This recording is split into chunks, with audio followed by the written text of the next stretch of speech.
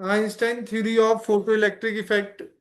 According to Planck's quantum theory, according to Planck's quantum theory, light radiation travels,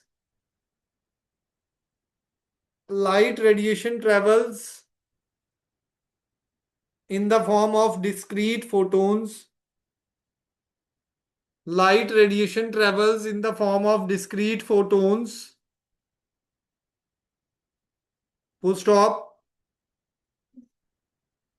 Discrete photons. Full stop. Energy of each photon is equal to h nu. Energy of each photon is equal to h nu.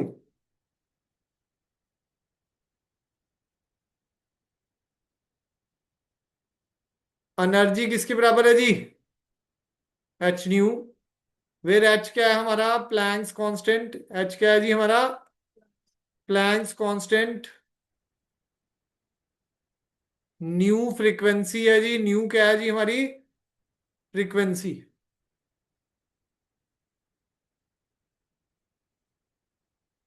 Saturday को EMI plus AC का objective test है। ठीक है जी। Fourth तक का तो हो गए थे ऑब्जेक्टिव। हाँ, ईएमआई प्लस एसी का ऑब्जेक्टिव टेस्ट है। संडे को ईएमआई एसी ईएम वेव का टेस्ट है जी। 3 चैप्टर्स का सब्जेक्टिव टेस्ट है। ठीक है जी। ये डाल देना जी टेस्ट का भी दोनों। ईएमआई, ईएम वेव और एसी, और 1 to 7 कब देना है वो आप जरा अपडेट करिए। ठीक है जी। बाकी सारे अपना अपना सिलेबस कितना हो गया है तैयार, क्या चल रहा है, सारा बता एक बार अपना पर्सनली मुझे व्हाट्सएप करिए सारे। हाँ जी। तो देखो जी, ये हमारा एक मेटल सरफेस है। ये लूजली इलेक्ट्रॉन पड़े जी यहाँ पर सरफेस के ऊपर, लूजली इलेक्ट्रॉन। ये एनर्जी आई जी एच न्यू। क्या होगा? इलेक्ट्रॉन एमिट हो जाएंगे भाई। देखो जी, दो टाइप के इलेक्ट्रॉन है। एक तो वो फ्री इलेक्ट्रॉन जो मैंने बताया था आपको, है ना, स्टार्टिंग में सबसे पहला टॉपिक ही किया था जी, फ्री इलेक्ट्रॉन। फ्री इलेक्ट्रॉन में क्या होगा जी? अगर हम बात करें, वो लूजली बाउंड है, उसको सिर्फ क्या चाहिए जी? वर्क फंक्शन चाहिए, और वो बाहर आ जाएगा, पॉपअप करके बाहर आ जाएगा। और आपकी जो एनर्जी अगर वर्क फंक्शन से ज्यादा है तो उसे के मैक्स किनेटिक एनर्जी मैक्सिमम मिलेगी। पर अगर कोई अंदर फिक्स्ड इलेक्ट्रॉन है, अंदर है जो फिक्स्ड है, मतलब बाउंडेड इलेक्ट्रॉन है, अंदर क्या है भाई?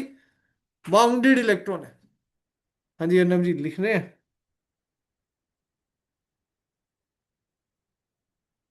ये तो आपकी पेन से ही रखूंगा।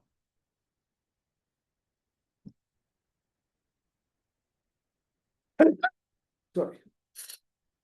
हाँ जी देखो, तो अगर कोई बाउंडेड इलेक्ट्रॉन है हमारा, क्या है जी? बाउंडेड इलेक्ट्रॉन, उसको निकालना है तो आपको कुछ एनर्जी एक्स्ट्रा लगानी पड़ेगी, डब्ल्यू, फिर वर्क फंक्शन आएगा, फिर के मैक्स आएगा। ठीक है जी। ये बुकलेट में दिया होगा जी, आपको बुकलेट भी नेक्स्ट वीक तक प्रोवाइड करते हैं जी। ठीक है जी। वैसे जो एसएल में दिया हुआ है, ये वाली इक्वेशन दे रखी है, E is equal to W naught plus K max. अब इसको अगर हमें समझना है तो देखो, सपोज आपको 4,000 पॉकेट मनी मिल गई। ठीक है जी। सपोज कर लिया। अब वर्क फंक्शन देना था, आपने किसी से कर्जा ले रखा था, 1,000 कर्जे में चला गया वो वर्क फंक्शन। ठीक है जी। इस कंडीशन में वर्क फंक्शन नेसेसरी है, मतलब 2,000 आपको, मतलब जो वर्क फंक्शन है वो तो देना ही देना पड़ेगा। ठीक है जी। Minimum energy required to eject the electron. बाकी जो 2,000 बचे उससे आपको क्या मिलेगी जी? घूमना फिरना, इधर उधर, खाना पीना, मतलब किनेटिक एनर्जी मिल जाएगी आपको। ठीक है जी। वो कहते हैं जब तक, जैसे सैलरी वाले बंदे के क्या होता है जी, जब तक 20 तारीख तक तो पैसे रहते हैं तब तक तो वो इधर उधर घूमता रहता है। जैसे ही 20 के बाद वो क्या होता है जी, ठीक है जी, वैसे ही है। तो मतलब क्या है जी, अगर जितने पैसे आए हैं उसका कुछ पार्ट वर्क फंक्शन में चला जाएगा, मतलब जो एनर्जी आई है वो किस में चली जाएगी जी, कुछ वर्क फंक्शन में, और कुछ बाकी जो बची हुई किनेटिक एनर्जी प्रोवाइड करेगी। पर अगर हम बाउंडेड इलेक्ट्रॉन निकाल रहे हैं, बाउंडेड का मतलब एक और एनर्जी देनी पड़ेगी। चलो जी, लाइट आ गई हमारी।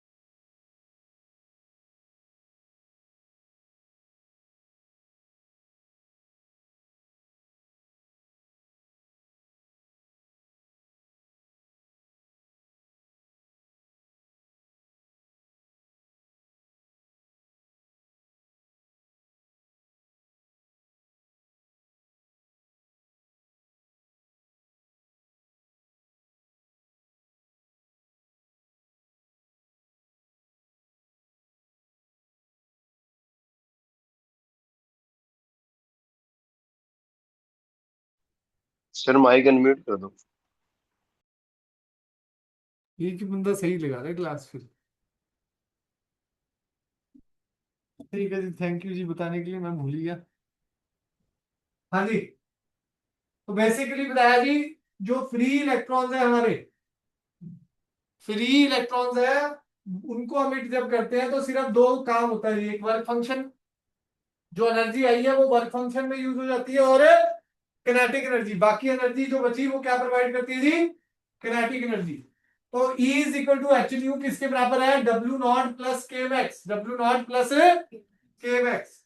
बाकी जो टोटल एनर्जी है दूसरा, अगर हम बाउंडेड इलेक्ट्रॉन निकाल रहे हैं तो वो एनर्जी कहाँ यूज होगी, W plus W naught plus के। इससे क्या पता लगता है, सभी के सभी इलेक्ट्रॉन्स की सेम किनेटिक एनर्जी नहीं होती।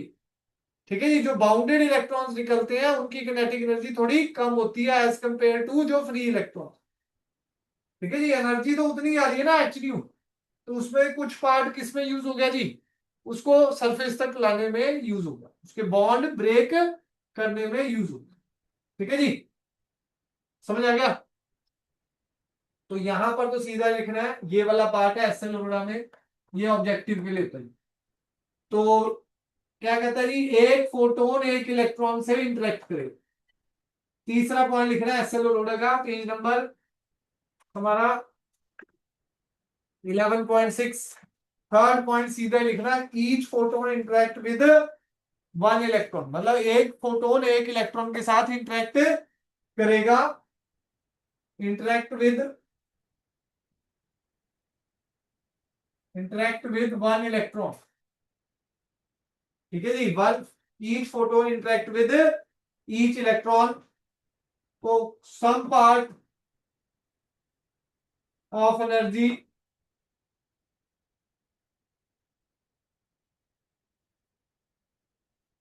is used in liberating the electron। ठीक है जी, from the metal surface, some part of the energy is used in liberating the electron from the metal surface, from the metal surface।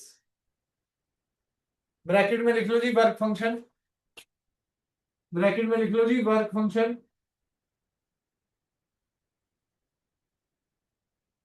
Remaining energy, remaining energy provide us kinetic energy, remaining energy provide us kinetic energy.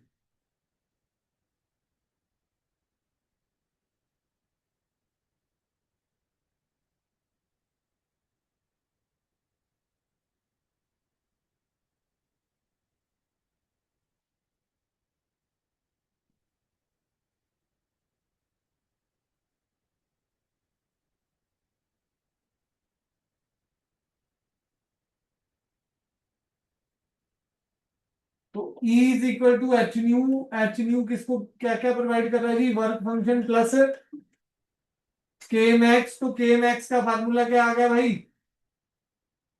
H nu minus W naught. K max का formula क्या आ गया जी, H nu minus W naught. Nu naught अगर मेरी threshold frequency है, nu naught क्या है जी मेरी थ्रेशोल्ड फ्रीक्वेंसी है, तो के मैक्स क्या आ गया जी हमारा, H nu minus H nu naught. H common आ जाएगा, nu minus nu naught, H common आ जाएगा, न्यू माइनस न्यू नॉट।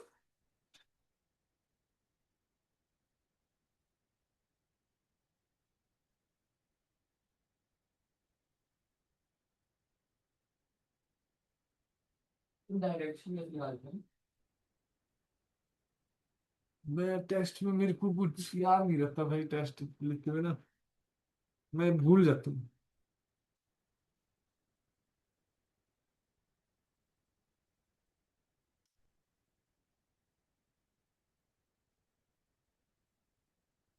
डने जी चले आगे।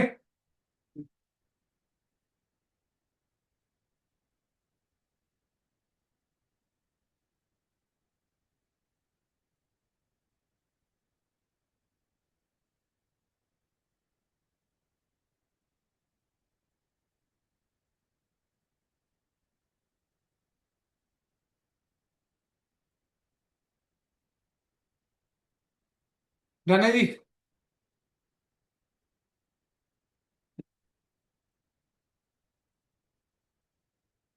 के मैक्स वर्सेस फ्रीक्वेंसी ग्राफ बनेगा जी, के मैक्स वर्सेस फ्रीक्वेंसी ग्राफ बनेगा जी।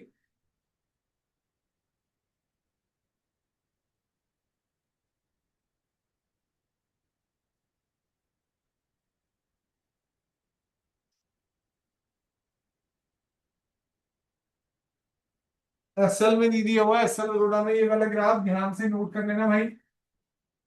के मैक्स की इक्वेशन क्या है भाई, H nu minus work function. तो किससे कंपेयर होगा भाई, y is equal to m x minus c, y equal to m x minus c. तो ये भाई इंटरसेप्ट हो गया माइनस डब्ल्यू नॉट। स्लोप किसके बराबर आ रहा है जी, एच के बराबर आ रहा है। ये यहां पर इंटरसेप्ट है जी थ्रेशोल्ड फ्रीक्वेंसी, यहां पर इंटरसेप्ट क्या है जी, थ्रेशोल्ड फ्रीक्वेंसी।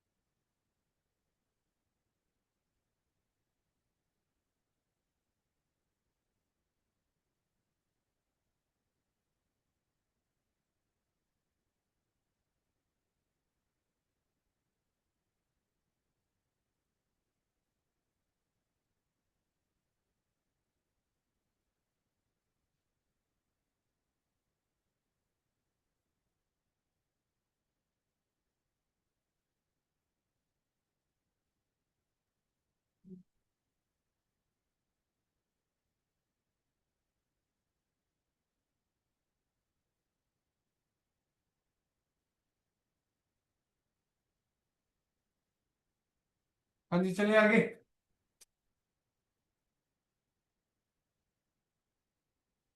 के मैक्स क्या आ गया, H nu minus W naught, y is equal to m x minus c. अब देखो जी, के मैक्स का फार्मूला हमने क्या निकाला था, H nu minus H nu naught, H common ले लिया था ना जी। अब एक फार्मूला और है जी, के मैक्स क्या लिख सकते हैं, H C by lambda, wavelength की टर्म में भी लिख सकते हैं, H C by lambda naught. What is lambda naught, threshold wavelength, threshold wavelength.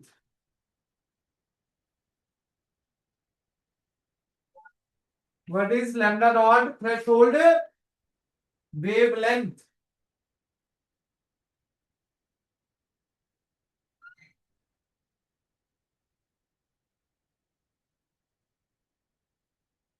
Lambda naught हमारा क्या है जी, threshold wavelength.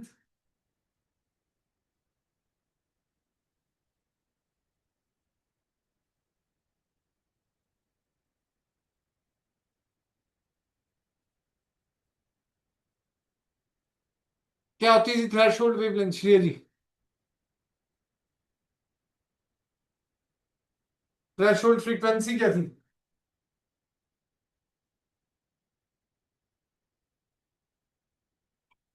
Threshold frequency, minimum frequency required to eject the electron from the metal surface. तो threshold wavelength क्या है जी रजनी जी?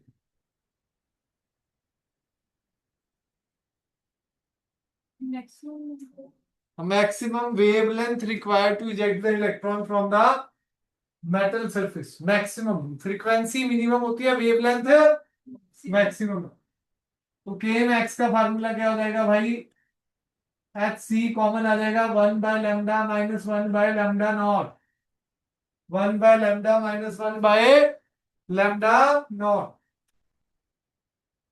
के max को half M we square भी लिखते हैं जी, तो half M we square max इसके बराबर आ गया, एच सी 1/λ माइनस 1/λ0। ठीक है जी। तो K max is equal to half M we square max, K max is equal to half M we square max.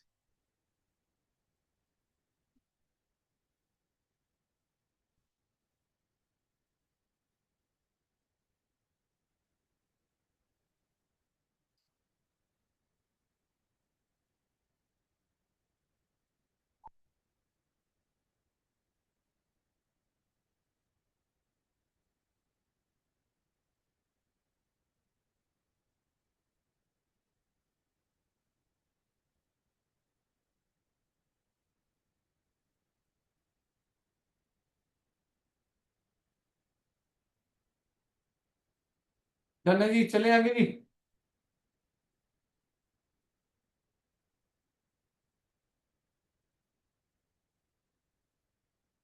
अब देखो जी, के मैक्स का एक और फार्मूला था, लास्ट क्लास में कराया था, स्टॉपिंग पोटेंशियल के साथ क्या रिलेशन है के मैक्स का। K max is equal to E V naught, K max किसके बराबर है भाई, ई वी नॉट। तो H nu minus work function कह सकते हैं जी। तो वी नॉट क्या आ गया, H nu by E minus W naught by E, minus W naught by E.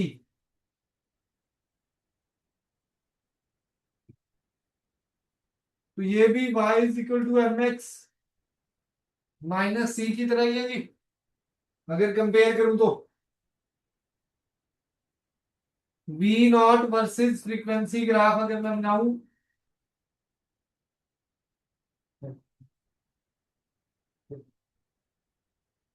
तो इंटरसेप्ट क्या आ गया, minus W naught by E.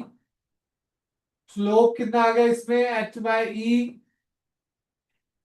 Frequency क्या है जी, मतलब ये थ्रेशोल्ड फ्रीक्वेंसी है, न्यू नॉट क्या है मेरी, थ्रेशोल्ड फ्रीक्वेंसी न्यू नॉट क्या है मेरी, थ्रेशोल्ड फ्रीक्वेंसी।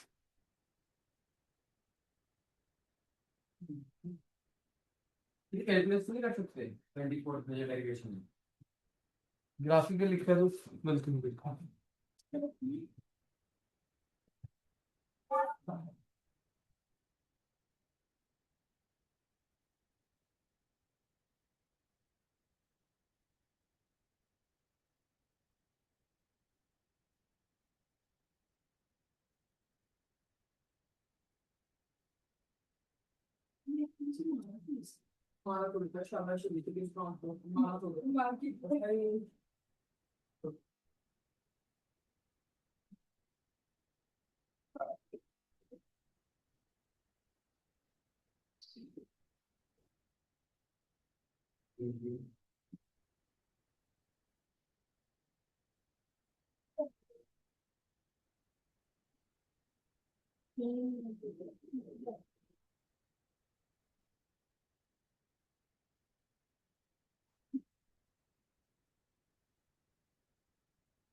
हाँ जी, ग्राफ सेम सही है दोनों का, ठीक है जी। पर उसमें स्लोप एच है, इसमें एच बाय ई है। उसमें इंटरसेप्ट क्या है, -W0 है, इसमें W0 बाय ई है। तो ऐसे ही कंसेप्चुअल क्वेश्चन दिए हुए पीछे कि भाई स्लोप बताओ और इंटरसेप्ट से वर्क फंक्शन बताओ, ठीक है जी। स्लोप का फार्मूला क्या होता है भाई, tan थीटा। स्लोप का फार्मूला क्या होता है जी, tan थीटा। अगर स्लोप निकालना आ गया तो परपेंडिकुलर अपॉन बेस करके, जो भी परपेंडिकुलर और बेस दिया हो उससे वैल्यू निकाल सकते हो आप, ठीक है जी। इंटरसेप्ट यहां जो भी वैल्यू दी होगी वो किसके बराबर हो जाएगी, -W0 बाई ई के। जो भी वैल्यू दे रखी होगी, लेट कर लो सी दे रखा है, तो सी से माइनस से माइनस कट के W0 क्या आ जाएगा, CE इलेक्ट्रॉन वोल्ट। ये तो वोल्ट में है ना जी, यूनिट। तो ऐसा कुछ आपको सॉल्व करना आ सकता है जी, ठीक है जी। नेक्स्ट आ जाओ जी, फोटोन। लिखो जी photon.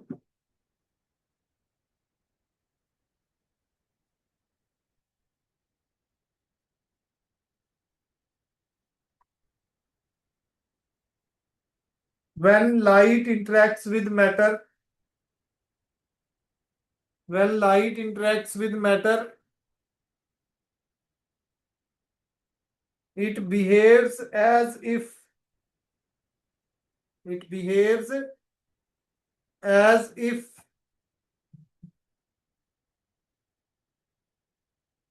it behaves as if it was made of discrete packets of energy. It behaves as if it was made of discrete packet of energy called quanta. Called quanta.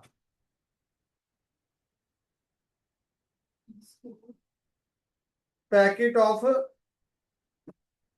energy called quanta. Full stop. Each quantum of light. Each quantum of light has definite energy. Has definite energy as well as momentum,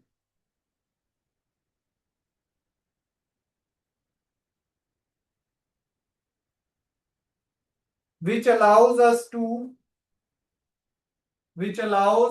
associate a particle with it, which allows us to associate a particle with it.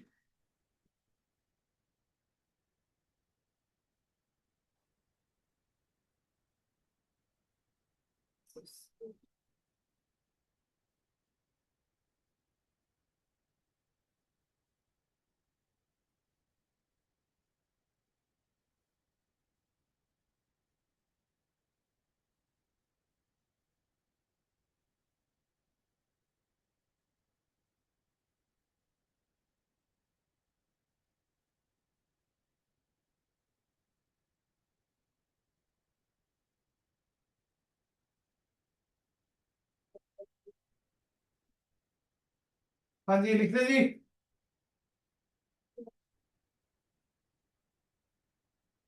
हाँ जी, next लिखो। This particle was called photon. This particle was called photon.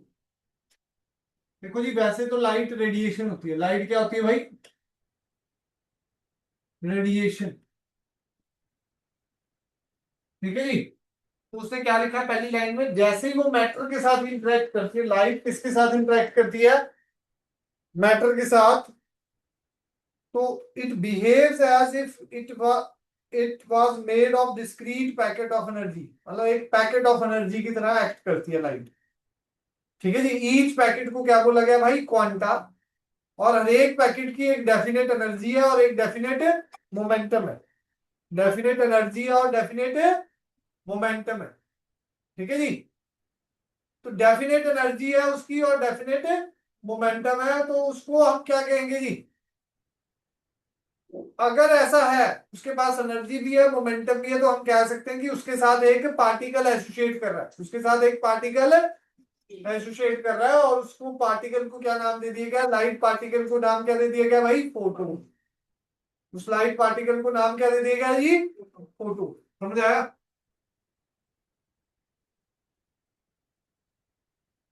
तो number one point, energy of photon. Energy of photon E is equal to h nu h c by lambda. E is equal to h nu h c by lambda.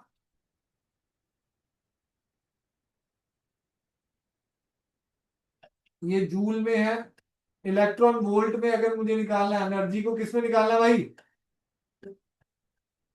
तो H C by E lambda हो जाएगा। H C by ई की value सारी constant है, put करेंगे तो ये आ जाता है 12400। अगर लैम्डा एंगस्ट्रॉम में है, लैम्डा किसमें है भाई?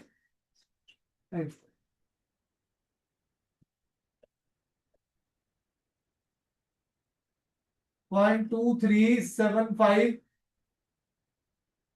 बाय लैम्डा अगर एंगस्ट्रॉम में। लैम्डा किसमें है भाई? एंगस्ट्रॉम। लैम्डा अगर नैनोमीटर में है तो 1240 लैम्डा अगर नैनोमीटर में एनर्जी के फंड में।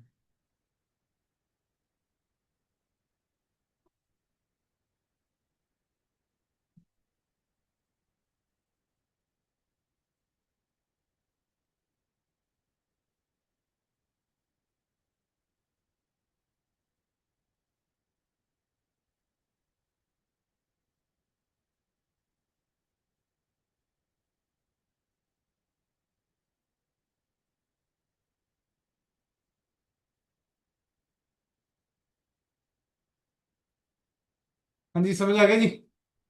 मोमेंटम क्या रहेगा जी इसका? ये डायरेक्ट न्यूमेरिकल में काम आने वाले हैं भाई फार्मूले। तो ये आप ये मत सोच रहे हो सर ने ऐसे लिख दिए भाई। ठीक है जी। लैम्डा दिया होगा, सीधा यही फार्मूले लिख देंगे।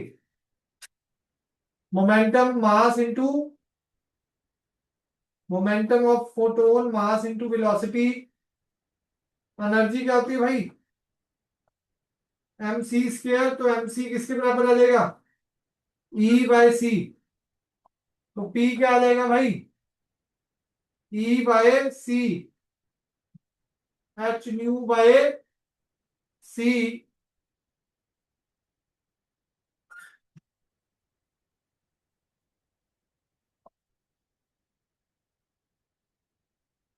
सी बाय न्यू क्या हो जाता है भाई?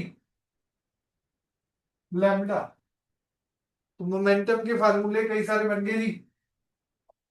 H nu by C, H by lambda.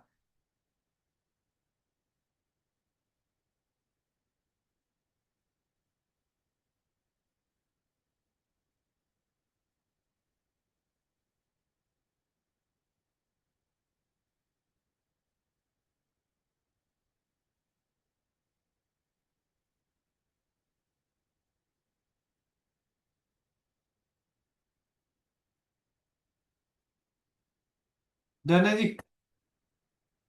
कोई डाउट इसमें?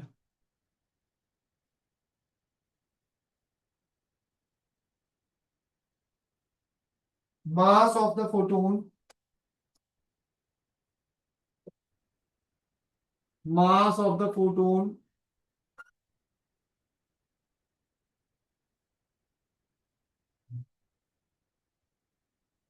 E is equal to m c square. इसमें एक पहले लाइन लिखो, rest mass of the photon zero होता है। Rest mass of the photon क्या होता है भाई? Zero.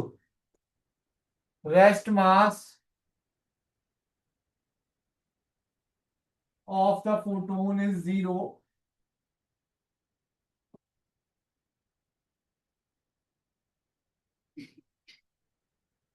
Rest mass of photon क्या है भाई? Zero. E is equal to m c square, तो एम क्या हो जाएगा? E by c square. M क्या हो जाएगा? E by c square.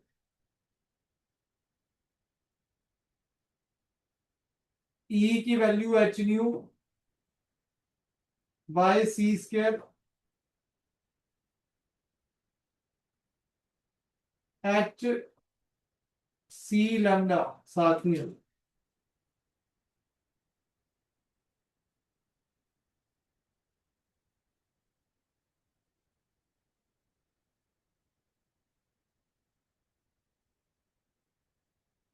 Next है जी number of photons emitted per second. Number of photons emitted per second by the source of power P. Suppose एक फोटोन ई एनर्जी देता है, तो N photons कितनी एनर्जी देंगे जी? एन ई। ठीक है जी। तो पावर क्या हो जाएगी अगर एन फोटोन टी टाइम में एमिट हो रहे हैं? तो पावर का फार्मूला एनर्जी अपॉन टाइम। तो number of photons emitted per second N bye T निकालना है जी। वो क्या आ गया? पी बाय ई। इसे स्मॉल एन भी लिख देते हैं।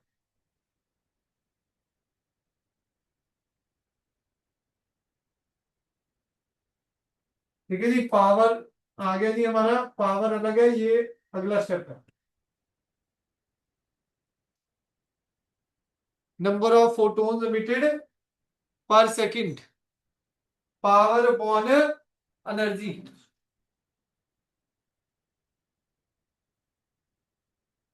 नेक्स्ट है जी नंबर ऑफ फोटोन्स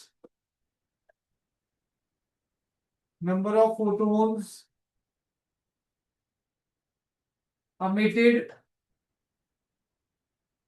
पर second per unit area. Per unit area. Number of photons emitted per second per unit area.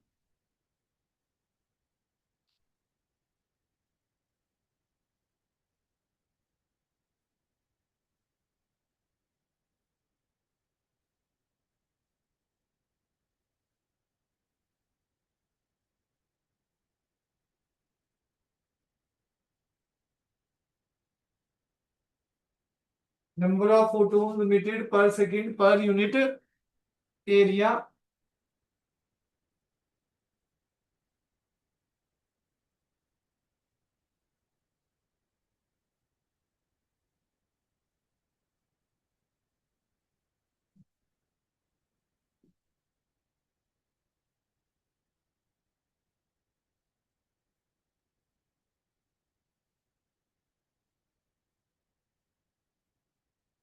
Number of photons emitted per second per unit area. Intensity क्या होता है जी? N E upon A T. N E upon A T. Intensity का formula total energy emitted पर unit area per unit time. EM wave में भी पढ़ाया था, एनर्जी पर unit area per unit time.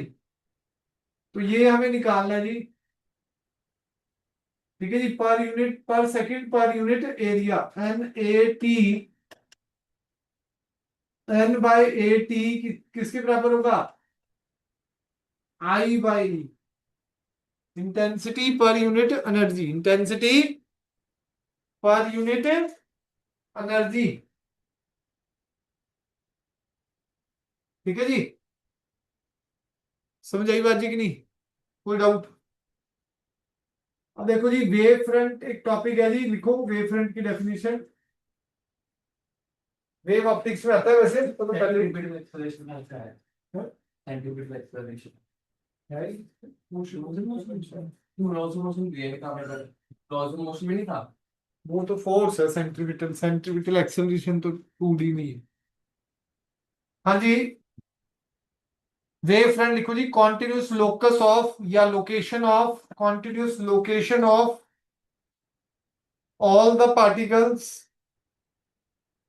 continuous locus of या location of all the particles which are vibrating in the same phase, continuous locus of या location of all the particles which are vibrating in the same phase,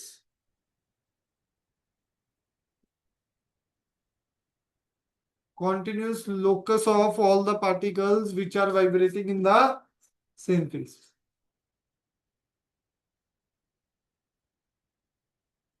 तो point source जो होता है ना जी, point source, उसका wave front spherical बनता है, उसका वेव फ्रंट क्या बनता है भाई? तो intensity is inversely proportional to area, sphere है तो उसका एरिया क्या होगा भाई?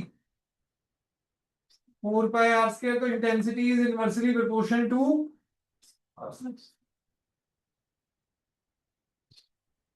जो भी हम फोटो इलेक्ट्रिक इफेक्ट में सोर्स ले रहे थे है ना जी, एक्सपेरिमेंट में, याद है आपको? सोर्स लिया था, लाइट आके गिरेगी इस पे है ना जी, तो इसका जो डिस्टेंस है डी, उस केस में भी intensity is inversely proportional to D square.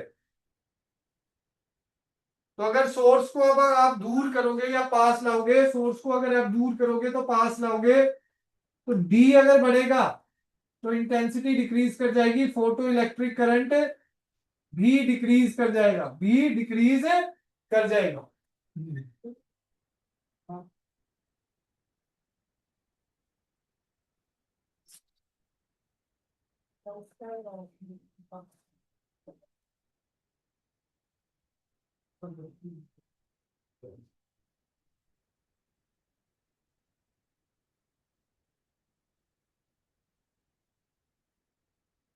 हाँ जी, intensity is inversely proportional to D square, d direct अगर ज्यादा है, डी बढ़ाओगे तो इंटेंसिटी कम हो जाएगी, फोटो इलेक्ट्रिक करंट कम हो जाएगा।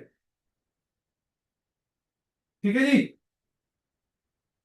लाइन सोर्स अगर है, लास्ट पॉइंट, वैसे ये आता नहीं है लाइन सोर्स वाला, पर फिर भी अगर आ जाए, लाइन सोर्स है, जैसे ट्यूबलाइट होगी तो वो लाइन सोर्स है एक तरह से।